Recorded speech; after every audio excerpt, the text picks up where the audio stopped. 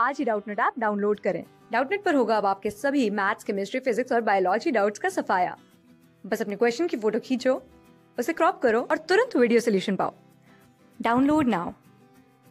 Assertion reason का हमारे पास question है जिसमें हमें असर्शन दी हुई है कि हमारा स्केलेटन एक स्टोरेज डिपो की तरह एक्ट करता है और रीजन इसका दिया है कि ये कार्बोहाइड्रेट्स और प्रोटीन्स को स्टोर करता है। तो स्केलेटन की अगर हम बात करें, बोन्स और कार्टिलेजेस से बना हुआ हमारी बॉडी में ये एक ऐसा ऑर्गन सिस्टम होता है जिसका सबसे इंपॉर्टेंट फंक्शन तो ये होता है कि ये हमारी पूरी बॉडी को शेप प्रोवाइड करता है, या हम कह सकते हैं कि हमारी बॉडी का जो पूरा स्ट्रक्चर है उसको फ्रेमवर्क ये देता है। दूसरी चीज, हमारी बॉडी के जो डेलिकेट इंटरनल ऑर्गन्स होते हैं उन्हें सपोर्ट करने का और प्रोटेक्ट करने का काम हमारे स्केलेटल सिस्टम के डिफरेंट पार्ट्स करते हैं। फिर जो हमारे लॉन्ग बोन्स होते हैं हमारे स्केलेटन में, वो वेट बेयरिंग फंक्शंस भी करती हैं, क्योंकि हमारी थाई बोन को अगर ले लें तो हमारी अपर बॉडी का पूरा वेट वो उठा के चलती है जब भी हम चल रहे होते हैं या खड़े हुए होते हैं। इसके बाद में जो ब्लड सेल्स होते हैं उनकी फॉर्मेशन भी हमारे स्केलेटल सिस्टम में हमारे बोन्स के अंदर बोन मैरो में ही होती है, और मसल्स के साथ क्लोजली एसोसिएटेड रह के हमारा स्केलेटल सिस्टम ही हमारी बॉडी में लोकोमोशन को पॉसिबल कराता है। तो ये सारे फंक्शंस तो इसके हो ही गए, लेकिन ये होता किस तरह का, ये अगर देखें, बोन हमारी बॉडी में कनेक्टिव टिश्यू का एक स्पेशलाइज्ड टाइप है।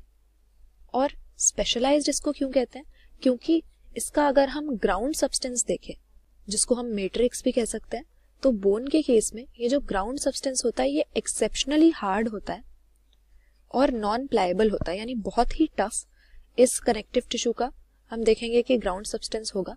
और इसका मेन रीजन क्या है, अगर हम इसकी कॉम्पोजिशन देखें तो बोन्स का ग्राउंड सब्सटेंस बना होता है कोलेजन प्रोटीन के फाइबर्स से और इसके अलावा कैल्शियम के सॉल्ट से।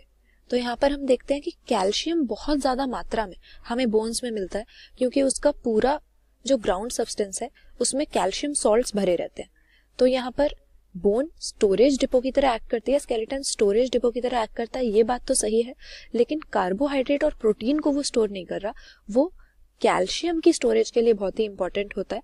तो रीजन यहाँ में इसका गलत दे दिया, और यही रीजन है कि अब हमारे ब्लड में तो हमेशा ही हमें पता है कि अलग अलग तरह के आयंस के सर्कुलेटिंग लेवल्स चेंज होते रहते हैं।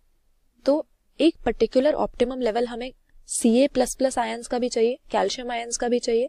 तो जब भी हमारे ब्लड में कैल्शियम का सर्कुलेटिंग लेवल कम हो जाता है तो उस टाइम पे हम क्या करते हैं, एंडोक्राइन मैकेनिज्म से यानी हार्मोन्स की हेल्प से हम बोन्स की रेजॉर्प्शन करवाते हैं। रेजॉर्प्शन को हम डिसोल्यूशन भी कह सकते हैं या डीमिनरलाइजेशन भी कह सकते हैं, क्योंकि बोन्स कैल्शियम की इतनी बड़ी रिजर्वॉयर होती हैं, कैल्शियम उसमें भरा हुआ होता है।